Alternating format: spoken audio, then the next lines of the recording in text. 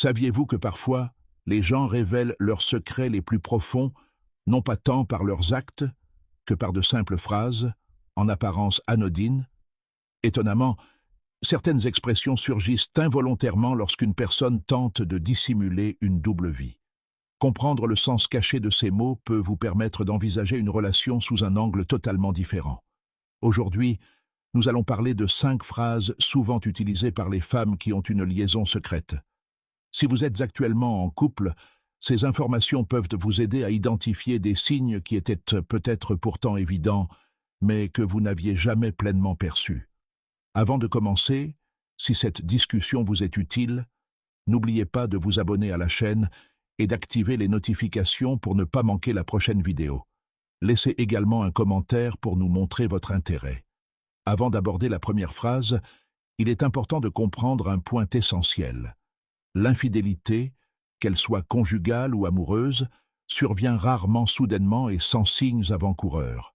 Dans de nombreux cas, elle résulte d'un processus psychologique qui se développe lentement et s'accumule au fil du temps. Le langage est souvent le reflet des pensées d'une personne. Lorsqu'une femme entretient 2 relations simultanément, son subconscient travaille sans relâche pour concilier 2 réalités contradictoires. D'un côté, sa relation officielle avec son partenaire, et de l'autre, la relation secrète qu'elle s'efforce constamment de dissimuler.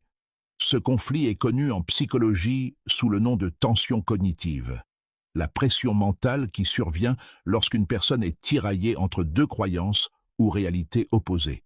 Ce type de pression conduit souvent la personne à prononcer certains mots sans en saisir pleinement le sens caché. Avez-vous déjà remarqué que votre partenaire disait quelque chose qui sonnait différemment de son langage habituel? Si oui, poursuivez votre lecture, car ce que vous allez découvrir pourrait changer votre perception de certains comportements qui vous semblaient auparavant normaux. La première phrase qui revient souvent est « J'ai l'impression que tu ne me comprends plus vraiment » ou « Tu ne me connais plus comme avant ». Ces mots peuvent blesser. Cependant, dans certaines situations, leur signification est bien plus profonde qu'une simple expression de déception. Souvent, derrière ces mots se cache quelqu'un d'autre qui, selon eux, les comprend mieux. Lorsque cette phrase se répète fréquemment, il est possible que vous compariez inconsciemment votre relation actuelle à une relation qui, selon vous, vous apporte une plus grande satisfaction émotionnelle. D'un point de vue psychologique, ce processus de comparaison se transforme progressivement en une forme d'auto-justification. À mesure que vous vous persuadez que vous n'êtes plus la même personne, l'idée de trouver quelqu'un capable de vous comprendre devient de plus en plus plausible dans votre subconscient. Dès lors, une partie de la responsabilité semble vous incomber. Par conséquent, vous commencez à vous remettre en question, à vous sentir coupable, et même à chercher constamment des défauts qui ne sont peut-être pas à l'origine du problème. Cependant, la réalité est souvent bien plus complexe qu'il n'y paraît au premier abord. Mais ne vous arrêtez pas là, car cette phrase peut révéler un indice bien plus important que vous ne l'imaginez. En fait, vous l'avez probablement entendu d'innombrables fois sans vraiment en saisir le sens psychologique caché. Une autre phrase courante est « J'ai besoin d'espace » ou « Je veux être seule ». Lorsqu'une femme entretenant une relation secrète utilise fréquemment ce genre de phrase, cela ne signifie pas forcément qu'elle souhaite s'isoler. Bien souvent, elle cherche en réalité à prendre ses distances pour se ressourcer et réorganiser sa vie. À première vue, ce raisonnement semble parfaitement logique. Chacun a besoin d'intimité, de moments de solitude et de temps pour faire le point. Cependant, dans certaines situations, cela peut être une manière d'ouvrir la porte à une nouvelle rencontre. C'est pourquoi il est si important d'être attentif aux détails. Si elle insiste sur son besoin d'espace, tout en restant active sur les réseaux sociaux, en sortant souvent, en voyant régulièrement ses amis et en continuant à profiter de sa vie sociale comme d'habitude, il s'agit probablement d'un signe lié à la relation elle-même. Ce n'est pas simplement une question de besoin de solitude. Ce qui change réellement, c'est le niveau d'intimité qu'elle partage avec vous.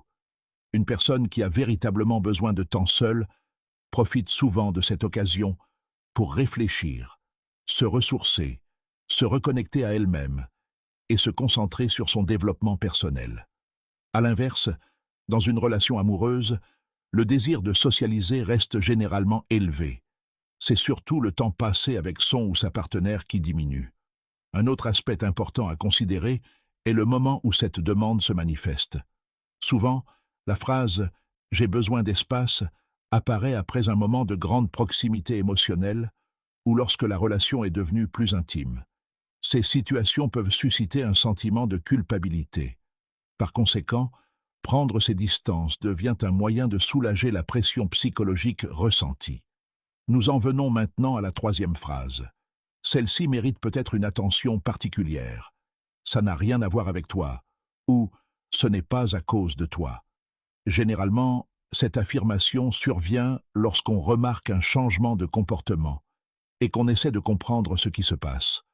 Au lieu d'une explication sincère, on se contente d'affirmer que cela ne nous concerne pas. Or, dans une relation étroite, presque tout changement émotionnel chez une personne affecte inévitablement l'autre d'une manière ou d'une autre. Quand quelqu'un insiste à plusieurs reprises sur le fait que le problème n'a rien à voir avec vous, c'est parfois une tentative d'éviter d'expliquer quelque chose qu'il ne souhaite pas révéler. Le message sous-jacent est souvent « Arrête de creuser ».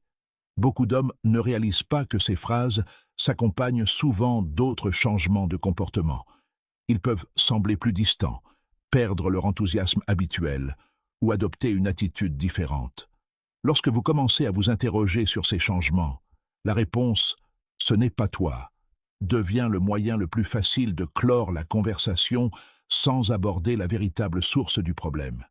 Curieusement, d'un point de vue psychologique, la personne qui tient ces propos peut sincèrement croire qu'elle protège son ou sa partenaire.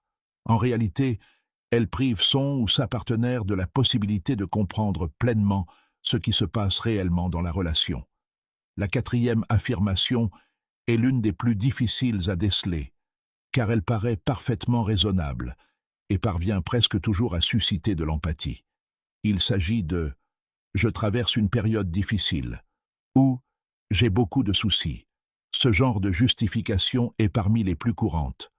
Face à une telle situation, la plupart des gens ont instinctivement tendance à faire preuve de compréhension et de soutien, préférant ne pas approfondir la question par crainte d'alourdir le fardeau de l'autre. Or, c'est précisément là que réside le problème. Une personne traversant une période difficile a souvent plus que jamais besoin du soutien émotionnel de son partenaire. Elle recherche généralement un espace sécurisant pour partager son fardeau plutôt que de constamment prendre ses distances. Néanmoins, dans certains cas d'infidélité, cette excuse est utilisée pour justifier un changement d'attitude et expliquer la détérioration progressive de l'intimité émotionnelle. En prétextant être préoccupé, la personne cherche à réduire la communication, à éviter les conversations profondes ou à expliquer les changements de comportement sans en révéler la véritable cause. Souvent, le partenaire accepte cette explication car elle paraît très humaine.